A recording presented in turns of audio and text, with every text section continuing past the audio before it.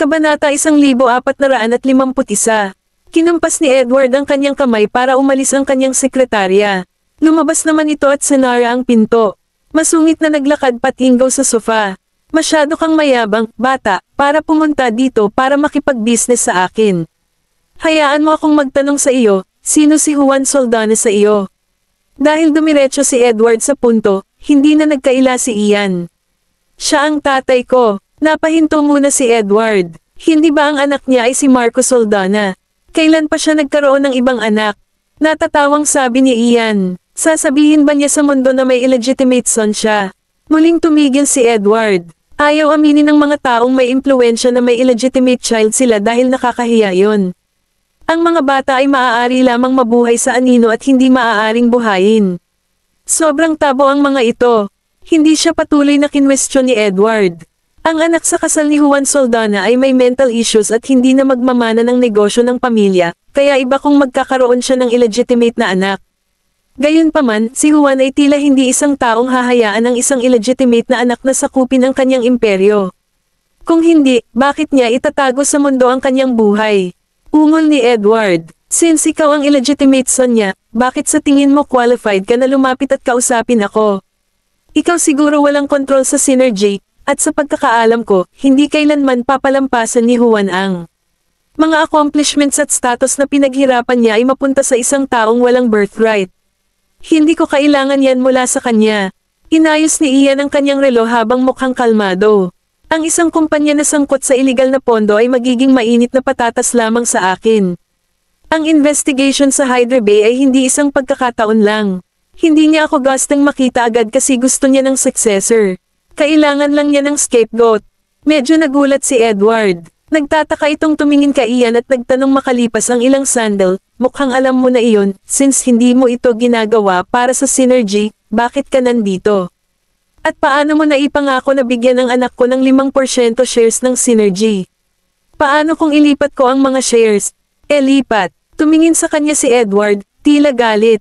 Alam mo naman na nahihirapan si Juan na protektahan ang kanyang kumpanya. Kung ilipat mo ang share sa anak ko, di ba inililipat mo lang yung hot potato sa Xavier's? Gusto mo kaming maging scapegoat? Natawa si Ian. Kung ganoon, bakit ko iminumungkahi ang marriage of convenience? Hindi na sumagot si Edward. Legal ang source of income ng synergy. Hindi magiging tanga si Mr. Saldana para gamitin ang sariling kumpanya. Wala silang makikita mula sa mga account dahil mayroon siyang ilang mga offshore na pribadong account, at ang mga accounts ay nasa pangalan ni Marco. Nabigla si Edward. Paano mo nalaman yon? Isang offshore private account para ilipat ang pondo mula sa kumpanya, ang sinumang nagpapatakbo ng isang kumpanya ay alam kung ano ang ibig sabihin yan. Gayunman, paano nalaman ni Ian ang tungkol sa isang bagay na napakalihis? Tumingin sa paligid si Ian at nakatuon ang kanyang mga mata sa dial. Ako ay mula sa ministeryo. Natahimik si Edward. Pagkaalis ni Ian, tinawag ulit ni Edward ang kanyang secretary. Lumapit siya sa mesa nito. Yes sir, kumuha ng isang tao upang tumingin kay Ian Summers sa ministeryo. Kailangan niyang alamin kung sino talaga siya para sa safety reasons. Pumili si Maisie ng regalo mula sa anti-gang tindahan sa Don Garden at nabangga sila ni Barbara at kanyang biyenan na si Christina Hill. Nakita siya ni Christina na palabas ng antique shop, kaya ngumiti siya at nagtanong, pumipili ng regalo para kay Nicholas. Kabanata 1452. Oo, sobrang dami na naming regalo noon, at wala na akong idea ngayon. Tapos na-realize ko na hindi pa ako nakapagbigay sa kanya ang anumang mga anti-gang bagay. Tumango si Christina at nakipag-chat muna ng maikli bago umalis at hinayaan ang mga kabataan na maglaan ng oras sa halip. Nagti si Barbara kasama si Maisie sa isang kafe, nang may maalala si Maisie at nag-blurt, sa tingin ko may nakita ako ngayon. Tanong ni Barbara, sino? Si Ian Summer. Nang mabanggit ang pangalan, nagyelo si Barbara. Matagal na rin iyon, at tila wala na siyang masyadong naaalala. Saan mo siya nakita? Noong papunta ako dito. Isang sulyap lang, pero naramdaman ko na pamilyar ang itsura niya. Sinabi iyon ni Maisie habang ang mga mata niya ay nasa mukha ni Barbara at nakangisi. Bakit? May bagay ka pa ba sa kanya? Nag-roll ng mata si Barbara. Nonsense. Kung marinig ito ni Helios, sobrang magseselos siya. Okay lang naman kung ganoon. Ang tagal na nun. Akala ko masama ang pakiramdam mo kung babanggitin ko siya. Hindi. Hindi naman masama ang pakiramdam niya, pero may panghihinayang sa puso niya dahil gusto niya ito ng sobra. Tinanong siya ni Maisie, alam ba ni Helios ang tungkol dito? Hindi. Hawak ni Barbara ang kanyang teacup pero hindi siya umiinom. Hindi ko na sinabi sa kanya. Sabihin mo sa kanya bago pa man magsimula ang anumang hindi pagkakaunawaan. Gusto ko lang i-point out na nasa Baseburg siya. Si Maisie ay wala namang balak banggitin si Ian maliban sa gustong tanggapin ni Barbara ang nakaraan niya. Lahat ay bata pa minsan. Nang iabot ni Ian ang glitz sa kanya, hindi ito nagpaalam kay Barbara nang umalis ito. Siguradong may panghihinayang si Barbara tungkol doon. Ngayong kasama na niya si Helios, lahat ng bagay sa nakaraan ay mananatili na lang sa nakaraan. Ipinaalala niya sa kanya na nasa Baseburg si Ian upang maging handa siya kung sakaling mabangga nila ang bawat isa. Nakauwi na si Barbara at sinabi ng yaya na kasama ni Helios si Beatrice sa itaas.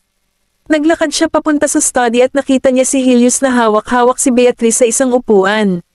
Mukha siyang walang magawa nang magsimulang magdudol si Beatrice sa kanyang mga dokumento. Nang makita ni Beatrice si Barbara, iniunat niya ang kanyang mga kamay at sinabi sa boses na sanggol, Mama. Lumapit si Barbara at niyakap siya, Baby, ang mga dokumento ng daddy mo ay naging iyong doodling pad. Hinawakan ni Beatrice ang damit niya, gutom na ako. Natawa si Helios at tumayo. Gutom na siya. Tatawagan ko si Yaya para magluto ng pagkain. Tinawag niya ang Yaya. Pumasok ang huli, kinuha si Beatrice kay Barbara, at bumaba. Biglang niyakap ni Barbara si Helios, na tumigil muna at hinawakan ang buhok nito. Hindi ba kasama ka ni Inay sa Don Garden? Oo, magkasama kami. Kumusta naman ang pelikula? Ngumiti naman siya. Hindi ko naintindihan, pero nag-enjoy si nanay. Niyakap ni Helios si Barbara, at tumingin ito sa kanya matapos ang isang habang. Kailangan kong linawin ang tungkol sa isang bagay. Samantala, sa Black Gold. Nakakuha si Quincy ng ilang balita mula kay Mr. Washington na hinahanap ni Mr. Soldana ang kanyang illegitimate na anak. Ibinaba ni Nolan ang mga dokumento at tumingin sa taas. Hinahanap niya ba ang illegitimate son niya? Oo, I'm guessing gusto niyang maging scapegoat ang anak niya. Batay sa ang intel ko, yung fund na ninakaw ni Mr. Soldano wala sa mga libro niya. Tuso talaga siya. Lahat ng gusto niya ay para sa synergy para maging safe. Kahit na siya ay imbestigahan, lahat ng numero ay magiging tama. Ang kailangan lang niyang gawin ay mag-lay low muna, at magiging maayos na siya. Kabanata 1453. Napahanga si Quincy sa kanyang mga taktika. Magkakaroon pa rin siya ng pagkakataon basta't nakaligtas siya, at iyon ay bakit hindi pa naimbestigahan ang synergy. Hindi sila kailanman makakahanap ng anumang kaina-hinala. Ang mga numero sa pampublikong account ay hindi magtali sa mga kita ng Houston. Natatawang sabi ni Nolan, siguro may iba siyang accounts. Nagkamot ng ulo si Quincy. Na-check ko na ang mga kasino, at malinaw ang mga accounts sa ilalim ng pangalan niya. Wala nang dagdag na pera. Nakasimangot si Nolan. Tingnan mo ang illegitimate son niya. Gusto niyang matapos ito ng mabilis at ayaw niyang komplikado ang mga bagay-bagay, kaya kailangan muna niyang tiyakin na ang illegitimate na anak ay hindi makahaharang sa kanya. Sa sandaling iyon, nakatanggap si Nolan ng mensahe mula kay Helios. Ikaw ay isang asshole para lokohin ako. Sa mansion ng Goldman. Pagkatapos mag-shower, sinabi ni Nolan kay Maisie ang tungkol sa pagsumpa sa kanya ni Helios. Si Maisie ay nag-a-apply ng kanyang skincare sa dressing table at pumutok sa tawa. Nang makuha na niya ang glitz, iginiit ni Nolan na ilipat ito kay Helios. Ngayong nagtapat na si Barbara kay Helios, kinailangan ni Nolan na kuha ng sisi. Tumayo siya at umupo sa gilid ng kama at hindi niya mapigil ang tumawa. Karaniwan bang ganoon kababaw ang mga lalaki?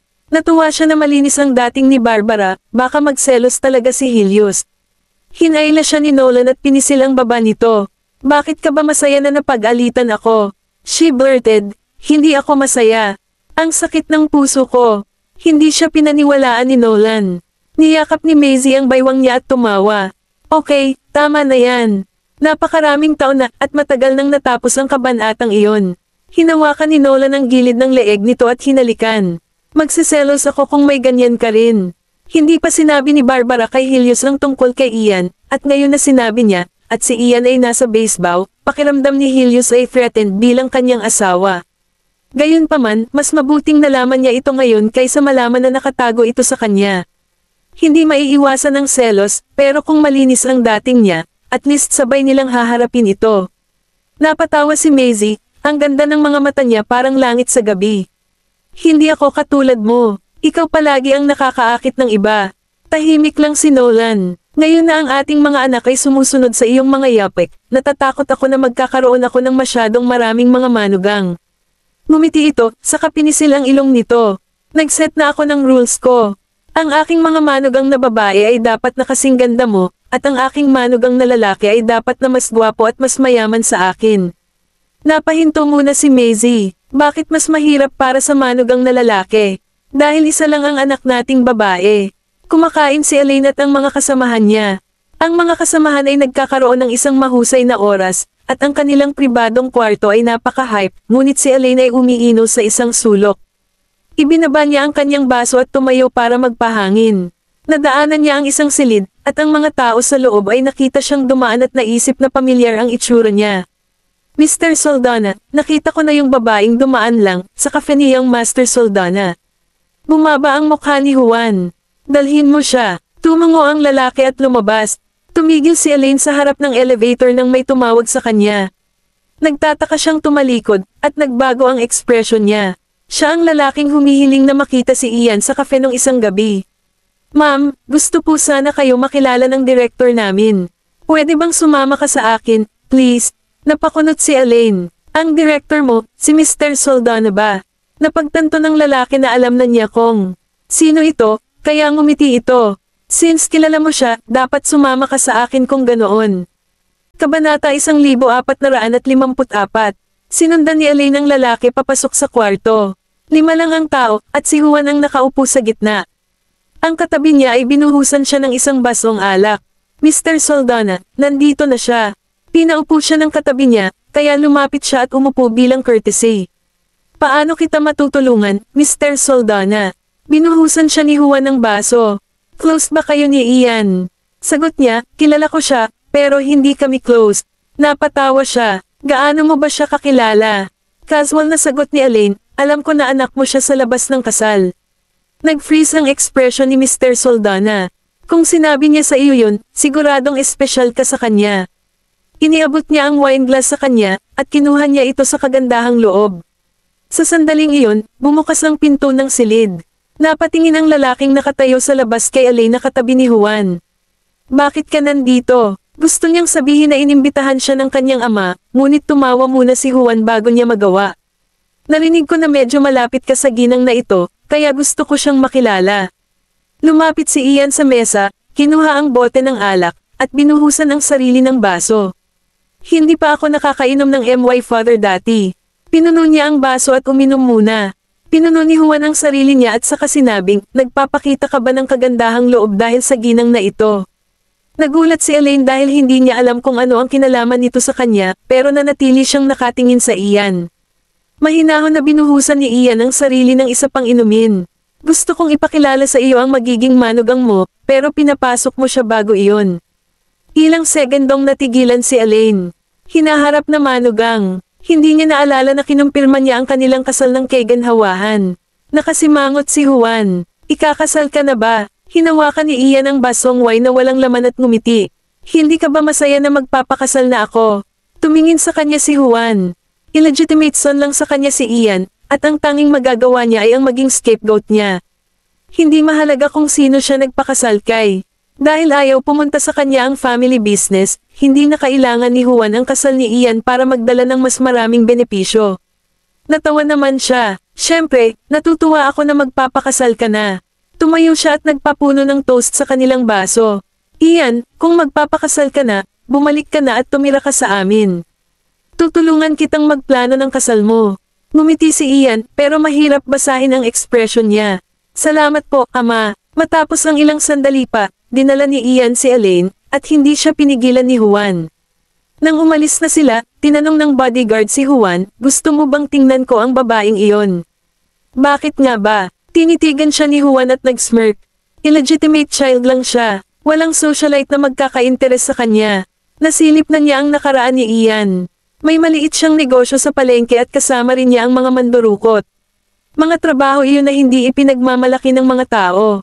Ang mga babaeng kanyang nakipag-date ay mga taong hindi kailanman gagawin ni Juan Sulyapulitsa. Ang babaeng ito na kanyang pakakasalan ay tila iba sa iba, ngunit tila ito ay isa pang babaeng nagsisikap na magpakasal sa isang mayamang pamilya. Bakit pa niya malalaman kung sino siya nagliwanag ang streetlight sa sasakyan habang binabayo ni Ian si Elaine pabalik? Ang mga kamay niya ay nasa manibela habang nakatingin sa hinaharap. Sinamahan mo lang siya dahil niyaya ka niya. Kabanata 1455. Nakapatong ang kamay ni Elaine sa gilid ng noo. Hindi ba siya ang tatay mo? Tense ng mukha ni Ian. Hindi pa niya ako itinuring na anak. Pinaghiwalay niya ang kanyang mga labi pero hindi siya nagsalita. Napansin niya na ang relasyon ni Ian at ng lalaki nakakatuwa si Father. Sa halip na mag-ama, medyo alerto sila sa paligid ng isa't isa. Lumingon ito para tumingin sa kanya. Bakit niya ako hiniling na kausapin? Hindi siya sumagot bagkus ay nagtanong, ano sa tingin mo? Kasi kilala kita. Bakit pa ba natatawang sabi ni Elaine? Kung ganoon bakit mo sinabi sa kanya na magpapakasal na tayo hindi ba niya kukunin ang pagkakataon na humingi sa akin para sa umiinom nga? Hindi naman siya pumayag. Tiyak si Ian sa sagot niya, at nagulat si Elaine. Ano ang ibig mong sabihin? Kasi sa tingin niya, hindi naman magiging sulit ang oras niya. Tumingin sa kanya si Elaine. Kilala mo na siya ng husto. Itinigil ni Ian ang kanyang sasakyan sa red light at tiningnan siya. Hindi naman palaging maganda kapag kilala ko ng husto ang isang tao. Napahinto siya at hindi sumagot. Minsan ay undercover si Ian, kaya kailangan niyang malaman kung sino ang lalaban sa kanya bago siya sumailalim. Pumutok sana ang cover niya kung hindi siya nagtagal para malaman kung sino ang kinalaban niya. Kailangan ng isa na kilalanin ng mabuti ang kanilang mga kaaway upang magkaroon ng itaas na kamay. Ang ilang mga tao ay naisip na sila ay mas mahusay kaysa sa lahat, ay mayabang, at naisip na karapat dapat sila kung ano ang meron sila, kaya hinamak nila ang iba. Hindi magiging mabubuting leader ang mga taong tulad nito. Gusto lang nila ang walang laman na lata. Naging berde ang ilaw, at nagpatuloy siya sa pagmamaneho. Matagal na nanahimik si Elaine. Hindi ka importante sa kanya kasi illegitimate child ka lang, di ba? Hindi niya aaksayahin ang oras niya sa illegitimate na anak, lalo na kapag iniisip niya na ang mga babaeng nakadate ko ay hindi presentable. Hindi rin siya mahihiyang mangyari iyon. Hindi pa na-i-announce ni Juan kung sino si Ian, kaya hindi na mahalaga kung sino ang kanyang pakasalan dahil hindi naman ito magiging kaugnay ng mga saldanas. Kailangan lang niya ang anak na ito upang gawin ang kailangang gawin, kaya naman nagkaroon ito ng kinuha siya kaya mahaba upang maghanap para sa kanya. Matapos matamasa ang mga benepisyo at nakahiga sa ibayong dagat, ang layunin ng illegitimate na anak ay darating sa liwanag. Sabay pisil ni Elaine sa kanyang mga labi. Ang narinig lang niya ay lahat ng babaeng nakipag-date sa kanya. Marami ka na bang nakadate na babae? Huminto ang kotse sa labas ng gates ng Xavier Mansion. Hinailan niya ang handbrake at lumingon upang tumingin sa kanyang. Sa ibabaw, oo, humingi ka rin ng keganhawahan sa kanila sa kasal. Hindi. Nagtataka siya, ano nga ba? Mahinahon niyang sinabi, kasi kailangan ng trabaho ko yan. Ipinatong niya ang braso sa backrest nito at samandal sa harap. Okay lang ba sa iyo? Napahinto muna si Elaine, saka nag-snap pabalik, tumingin sa malayo, at ngumiti. Formalidad lang ito, kaya hindi ako isip. Ibinaba niya ang bintana ng kotse at hinayaang umihip ang malamig na simoy ng hangin sa kanyang collar. Pinatay niya ang headlights at nakaupo doon sa malabong liwanag na gabi. Tahimik sa loob ng kotse, at ang sexual na tensyon ng dalawang single na nakaupo doon ang magkasama nilamon ng lahat. Gayunpaman, hindi niya kailanman naisip ang tungkol dito. Binasag ni Elaine ang katahimikan. Nakausap mo na ba ang tatay ko? Tumanggaw lang siya. Ako nga, at, hindi naman siya tumutol. Medyo nagulat si Elaine. Ano ba ang pinag-usapan mo sa kanya? Ngumiti naman si Ian. Lihim lang po. Thirst, may sikreto kayo sabay. Panipi. Binuksan niya ang pinto at lumabas. Papasok na po ako. Magmaneho ng ligtas. Kabanata 1456. Dumaan si Elaine sa kotse at pumasok sa looban. Pinagmasdan ni Ian habang papasok sa loob. Maya-maya pa, pinaandar na niya ang makina at umalis. Makalipas ang ilang araw, bumalik si Quincy dala ang ilang impormasyon tungkol kay Ian. Gayunman, nang iabot niya kay Nolan ang kopya ng impormasyon, nakasimangot siya nang makita ang pangalan nito. Ian Soldana. Habang binabasa niya ang dokumento, sinabi niya, ang pangalang ito ay tumunog ng kampanilya. Oo nga naman. Siya ang boss ng Glitz, sagot ni Quincy. Wala namang sinabi si Nolan. Samantala, nagulat din si Edward nang malaman niya ang pagkakakilanlan ni Ian. Pinapunta niya ang kanyang secretary na kumpirmahin ang pagkakakilanlan ni Ian sa ministeryo. Si Ian ay talagang naging miyembro ng ministeryo at dati ay isang undercover agent ng mga nakatataas. Siya ay gumapamit ng peking pangalan kapag nagmimisyon siya. Nagsilbi rin siyang pinuno ng crimes unit ng bata pa siya at may magagandang kakayahan. Siya na sana ang deputy director ngayon kung hindi nag-resign na. Nung nalubog na sa isip si Edward, may kumatok sa pinto. Inilagay niya ang dokumento pababa at sinabing, "Pasok ka." Yung pumasok ay isa sa mga empleyado niya. Tumayo siya sa pintuan at sinabing, "Mr. Xavier, nandito na si Mr. Soldana." Nag-usap sina Ian at Edward ng kalahating oras sa opisina. Nang matapos ang usapan, magalang na sinamahan siya ni Edward papunta sa elevator. "Ian, maghanap ka ng oras at isama ka ni Elaine sa bahay namin para kumain." Tumigil si Ian sa kanyang mga truck, tumalikod para tingnan si Edward, at ngumiti. "Malaya ako sa lahat ng oras." Sa sandaling iyon, bumukas ang pinto ng elevator, at nakatayo si Elaine sa loob nito. Gusto niyang tanungin ang kanyang ama tungkol sa isang bagay, ngunit hindi niya inaasahan na naroon din si Ian. Tumingin sa kanya si Edward at ngumiti. "Elaine, sakto sa oras. Nasabi ko na kay Ian na isama mo siya para kumain isang araw." Tumingin siya kay Ian at lumabas ng elevator. "Tapos na ba?" Tanong nito, napuno ng kawalang paniniwala ang boses niya. Ngumiti si Ian pero wala siyang sinabing kapalit. "Ano ang ibig mong sabihin sa ginawa mo?" Nakasimangot si Edward. "Hindi mo ba siya nagustuhan ng husto at gusto mong pumayag ako sa kasal mo?" "So, pumayag na ako ngayon. Dahil gusto ng kanyang anak na babae na magpakasal, kailangan niyang sabihin ito ng oo." Nabigla si Elaine. "Kailan pa ako? Ipaalam natin ang ating engagement sa 2 araw na ito." Putol ni Ian sa kanya na may ngiti sa mukha. Inikat naman niya ang ulo para tingnan si Edward. "Ano sa tingin mo?" Hindi na hinintay ang sasabihin ni Elaine, saglit na nag-isip si Edward at sumagot, "Sige. Gawin natin." Tila hindi na nakasama si Elaine sa kanilang usapan. May gusto siyang sabihin, pero ni isa sa kanila ay hindi siya binigyan ng pagkakataon. Nang matapos magsalita si Edward, bumalik siya sa kanyang opisina. Hinabol ni Elaine si Ian papasok sa elevator at nagtanong, "Ano ang sinabi mo sa tatay ko?" Naisip ni Edward na gusto niyang magkaroon ng marriage of convenience kay Ian dahil gusto niya pakasalan mo na siya. Sa makatuwid, gusto niyang malaman kung ano ang sinabi ni Ian sa kanyang ama at naging dahilan upang hindi siya maunawaan ng lalaki. Sinabi pa niyang gusto ko siya. Habang nakatayo sa elevator, pinindot ni Ian ang floor button at sumagot, "Pumayag na ang tatay mo sa ating kasal." "Hindi ba't iyon ang pinakamahalaga?" Napatulala siya. "Oo, sobrang saya ko dyan, pero marriage of convenience lang ang marriage natin. Gusto kong malaman kung ano ang sinabi mo sa tatay ko." Hindi niya makumbinsi ang kanyang ama dahil nagkakaroon lang sila ng marriage of convenience. Dahil pumayag na si Edward, ibig sabihin ay pumayag na si Ian na bigyan ng ilang benepisyo ang kanyang ama, na kung ano-ano ay gusto rin niya.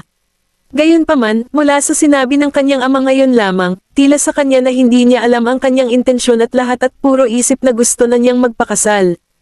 Tumingin sa kanya si Ian at ngumiti, "Sa tingin mo ba ay papayag ang tatay mo kung hindi ko sasabihin sa kanya iyon?" Pagkatapos noon, nawala ang ngiti sa mukha niya habang idinagdag niya, "Magpahinga ka na lang. Alam ko naman na convenience lang ang marriage natin, hindi totoo." Hindi nagtagal ay kumalat sa lungsod ang engagement ni Elaine. Marami ang bumati kay Edward sa 2 magandang nangyari sa kanyang pamilya nang magkita sila kanya. Una, ang kanyang stepdaughter ay nagsimula ng isang relasyon sa pinsan ni Nolan, at ngayon ang kanyang anak na babae ay magpapakasal. Double celebration ang nangyari. Kabanata 1457. Nang kumain si Maisie kasama si Barbara sa restaurant, sinabi sa kanya ng huli ang tungkol sa engagement ng mga Xaviers. "Engagement na ba si Elaine?" Tumingin sa kanya si Barbara at nagtanong, "Hindi mo ba alam ang tungkol dito?" Hindi nagsalita si Maisie. Nagpunta ito nang hindi sinasabi na alam niya ang tungkol sa engagement. Hindi lang niya alam kung sino ang kanyang nobyo. Kasi nga, itinago ng mga Xavier ang pagkakakilanlan ng lalaki. Hindi niya maiwasang isipin ang eksenang makikita niya sa araw na iyon. Gayunpaman, hindi niya inaasahan ang eksena na naisip niya na dumating sa lalong madaling panahon. Paglabas nila ng restaurant matapos kumain kasama si Barbara, nabangga nila sina Ian at Elaine sa corridor. Pareho silang kakalabas lang ng elevator.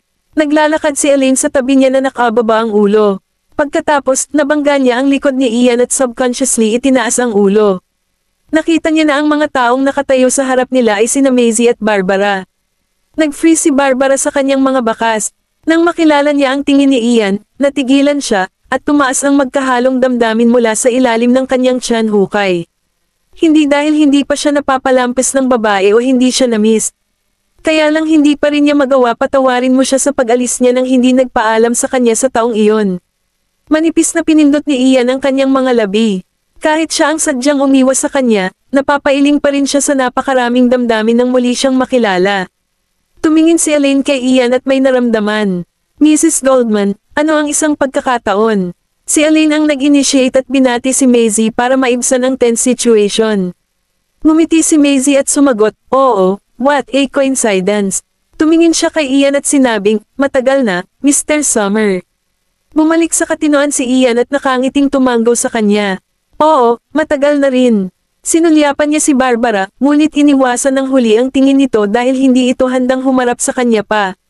Hinailan niya ang laylayan ng damit ni Maisie. Tumingin si Maisie sa kanila at sinabing, natapos na namin ang aming pagkain, kaya mauna na kami. Tumanggo lang si Elaine. Mabilis na dumaan si Barbara sa kanila habang nakababa ang ulo at pumasok sa elevator. Nang nasa elevator na sila, tiningnan siya ni Maisie at tinanong, galit ka pa rin ba sa kanya? Saglit na natigilan si Barbara bago mabilis na sinabing, hindi na. Hindi naman siya galit sa kanya. Ganoon lang talaga ang dating pagmamahal niya sa kanya, pero bigla na lang itong nawala sa mundo niya nang hindi siya binibigyan ng anumang dahilan. Magsisinungaling siya kung sasabihin niyang hindi niya sinisisi si Ian sa ginawa nito. Nalungkot siya at nalungkot ng husto ang isang S. Paglabas nila ng elevator, tumigil si Maisie at tumalikod para tingnan siya. Sinabi niya sa iyo ang dahilan 3 years ago, di ba? Ang dahilan kung bakit hindi sila magkasama ay dahil sa kanyang pagkakakilanlan. Si Ian ay isang undercover agent. Napakadelikado ng kanyang mga misyon, kaya kinailangan niyang isantabi ang kanyang personal na damdamin. Sa kabila ng pagkakaroon ng crush sa isang babae, hindi niya ito makasama ng lantaran. Kapag may nakilala ang tamang tao sa maling panahon, nakatakda na hindi sila magkasama. Napabuntong hininga si Barbara. Hindi ko lang naisip na humarap pa sa kanya. Sobrang bigla na lang. Kasi, hindi niya inaasahan na makakasalubong niya ito dito. Ipinatong ni Maisie ang kamay sa balikat niya at tumawa. Okay, sige. I suggest na panasan mo na ang ekspresyon na yan sa mukha mo. Huwag kang kumilos na parang hindi ka pa rin nakakakuha sa ibabaw niya pa. Pag nakita ka ni Helios, magseselos na naman siya. Si Barbara ay ginawang walang salita. Barbara lang ang taong nakakaalam kung gaano kalala ang mga kahihinatnan kapag nagseselos si Helios. Matapos magtapat sa kanya noong araw na iyon, halos hindi na siya makabangon sa kama kinabukasan. Noong nakaraan, hindi niya alam na magiging napaka-possessive ni Helios, at ngayon lang niya nalaman na ang mga tao ay gayon din. Samantala, sa private room, habang pinupukaw ni Elaine ang sopa sa kanyang harapan, itinaas niya ang kanyang ulo upang tingnan si Ian. Napansin niya ang reaksyon ni Ian nang mabangga nila sina Maisie at Barbara. Kaya lang wala itong kinalaman sa kanya, kaya hindi siya nagtanong. Gayunpaman, ang mga babae ay chismoso. Ang kanyang kuryosidad ay kumikiliti sa kanya, na nag-udyok sa kanya na tanungin siya tungkol dito. Parang sa akin may hindi mo alam na nakaraan, Mr. Soldana. Nagyayelo ang kamay ni Ian sa hangin. Sinalubong niya ang tingin nito at bahagyang tumawa. Akala ko ba sinabi mo na huwag tayong makialam sa pribadong buhay ng isa't isa? Kabanata 1458. Hindi ako nakikialam sa pribadong buhay mo, sagot ni Elaine habang ipinapahinga ang baba sa kanyang palad. Curious lang ako dito, iba na talaga ang dating. Hindi na sumagot si Ian. Dahil hindi siya nag-reply, mas lalo pang nagtiwala si Elaine na may itinatago siguro siya. Kasi, laging tama ang intuition ng mga kababaihan. Humigop siya ng kanyang sopas at nagpatuloy. Kung nag-aalala ka na baka umikot ako at sabihin sa lahat ang iyong nakaraan, maaari kang magpahinga ng sigurado. Ang aking mga labi ay mahigpit na nakatatak. Gayunpaman, kung ayaw mo pa ring sabihin sa akin ang anumang bagay, hindi ko rin kayo pipilitin. Natawa siya at sinabing, salamat sa iyong pag-unawa, Miss Xavier. Babalik na ako sa company ko pagkatapos kumain. Iiwan ko ang engagement banquet sa iyong mga kamay, Mr. Soldana, sabi ni Elaine. Hayaan mo na ibalik kita. Natigilan siya. Hindi naman siguro kailangan yun, di ba? Kahit fake ang marriage namin, kailangan pa rin naming maglagay ng show. Hindi ba't sa tingin mo, tipid na sagot ni Ian? Natahimik si Elaine. Pinabalik siya ni Ian sa JTech Inc. Pinagmasdan niya ito habang papasok sa opisina bago magmaneho palayo. Nang makita siya ng kanyang mga kasamahan, nagtipon-tipon ang lahat ng mga ito sa paligid niya at tinanong kung siya ba ang fiancé nito. Kasi nga, ilang beses na rin siyang pinapante sa kumpanya, at umalis lang siya nang pumasok ito. Maganda ang pakikitungo niya sa kanya, at lahat sila ay naiinggit sa kanya. Natahimik si Elaine ng ilang segundo bago sumagot ng may ngiti, oo, napakabait niya sa akin. Maliban sa kanyang pagkakakilanlan at personal na damdamin, perpekto si Ian. Makalipas ang isang linggo, ang engagement ceremony ng Xavier's ay ginanap sa banquet hall ng Rosenberg Hotel. Ang lahat ng mga panauhing dumalo sa salo-salo ay mga kaibigan ni Edward na lubos na nakikibahagi sa negosyo at ay dumating upang batiin si Edward. Bilang malapit ng manugang ni Edward, inimbitahan din si Hector. Tungkol naman kina Maisie at Nolan, pareho rin silang naroon. Kasi nga, hindi naman papayag si Nolan na mag-isa ang asawa sa ganitong okasyon. Marami ang naiinggit kay Edward. Wala siyang nagawa, subalit naging isa siya sa mga extended family ni Nolan, salamat sa manugang. Umiikot si Nolan ng alak sa kanyang baso habang inaakalang nakatayo siya sa gitna ng maraming tao. Hindi siya interesado sa engagement ceremony. Naroon siya dahil sa kanyang asawa pati na rin dahil gusto niyang makilala si Ian. Kinakausap ni Maisie sina Lucy at Hector. Tila hindi gaanong masaya si Lucy sa engagement ni Elaine. Sa halip, mukhang medyo nag-aalala siya. Napansin ito ni Maisie at nagtanong, ano bang problema?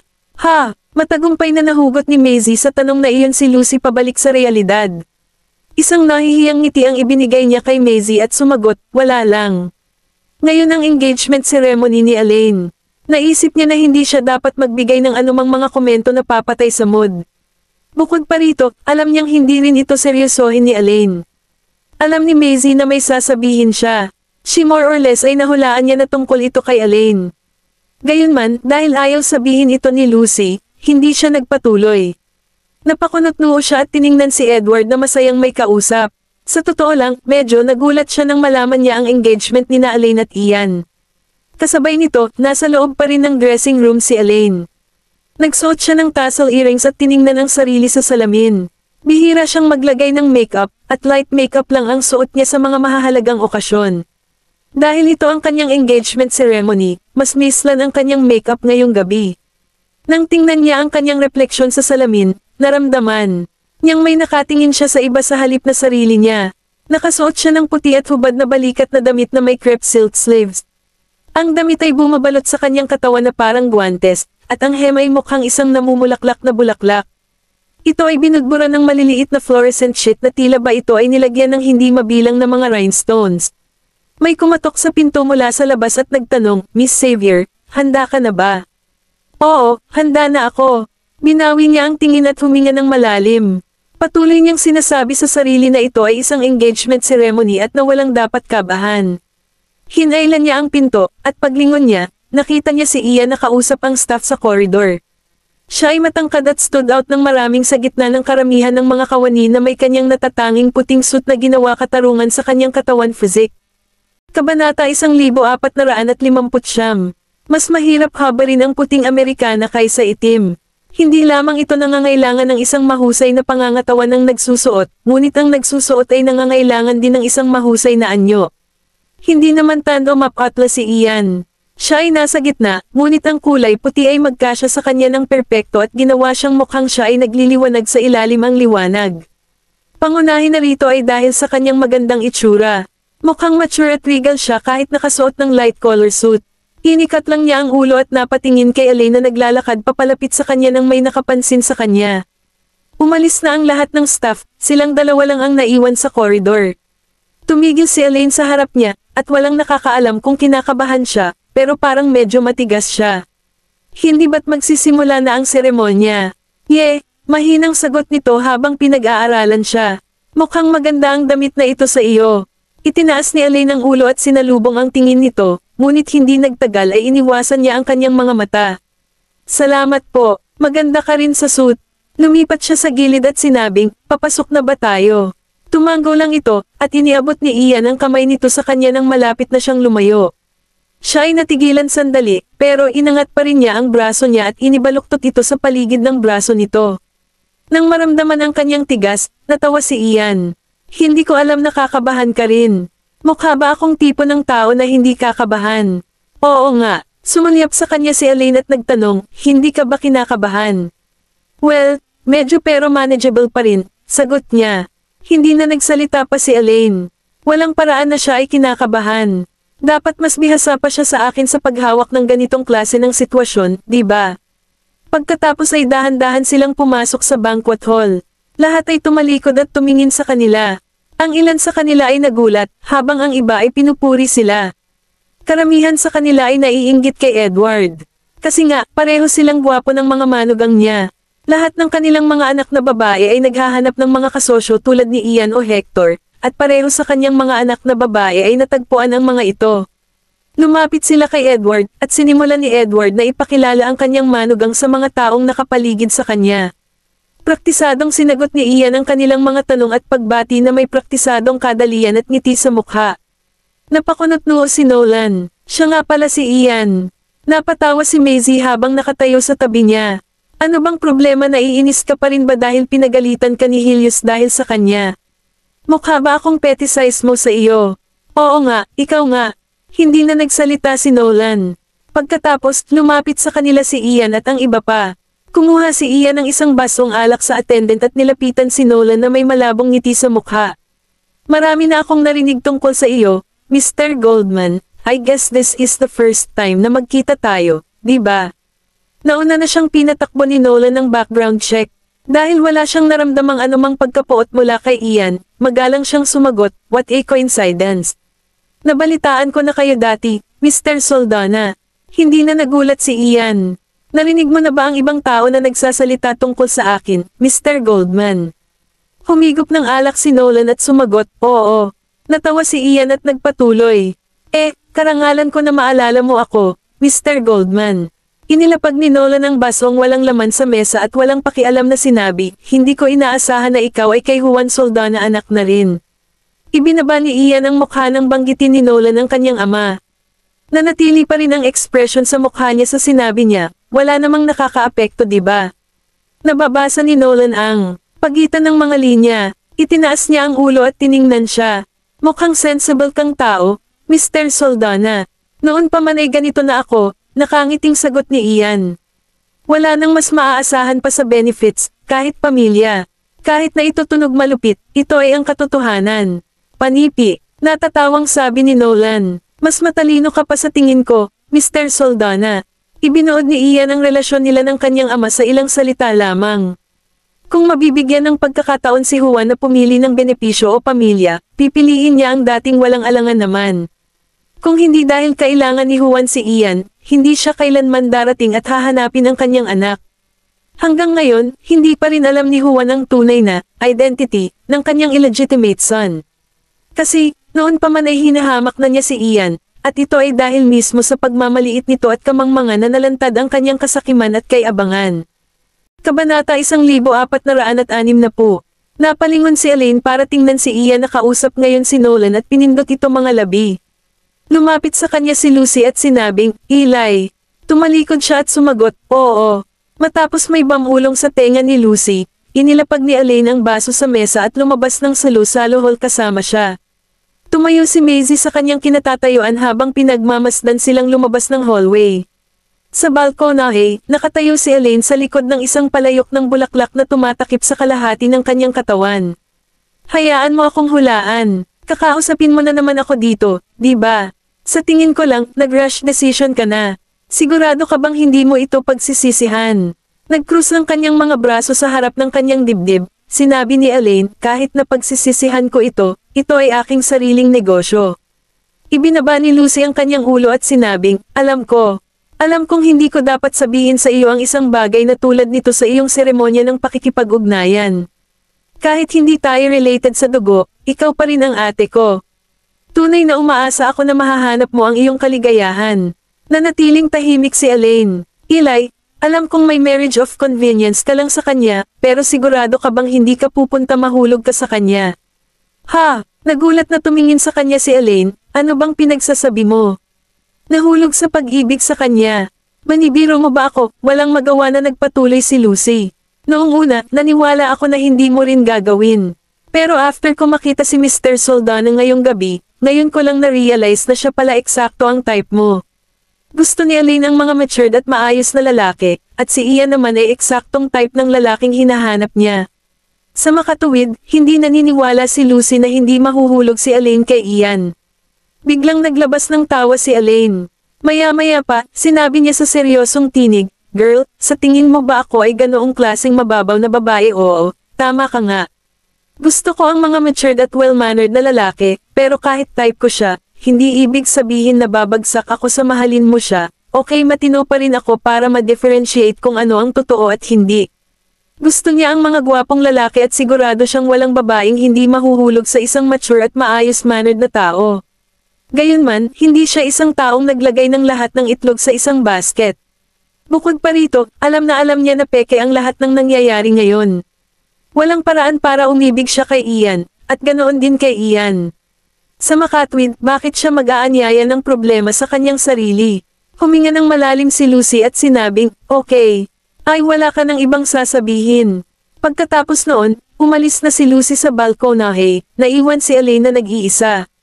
Ipinatong niya ang kanyang mga kamay sa handrailing at tumingin sa sky garden sa bintana. Walang nakakaalam kung ano ang iniisip niya ngayon. Kinailangan niyang aminin na si Ian ang tipo ng lalaking gusto niya. Wala rin siyang tiwala na walang hindi mangyayari sa pagitan nila makalipas ang ilang panahon. Gayunpaman, ang isang bagay na alam niya ay kung sakaling siya ay nahulog ay in love kay Ian, ito ay magiging tulad ng pagbagsak sa isang lalim ng puso. Nanatili siya sandali sa balkonahe bago bumalik sa banquet hall. Si Ian ay nagklink ng baso sa mga taong dumating para mag-congratulate sa kanya. Kahit na siya ay pag-inom ng maraming alak, siya ay tumingin ganap na pinong. Nang matapos ang seremonya, ilang tao ang nagdala kay Ian sa kotse. Sumandal siya sa backseat at niluwag ang 2 butones ng kanyang collars. Ipinilig niya ang kanyang ulo pabalik at hinagod ng mga kamay ang ilong niya. Pinauwi siya ni Edward kay Elaine.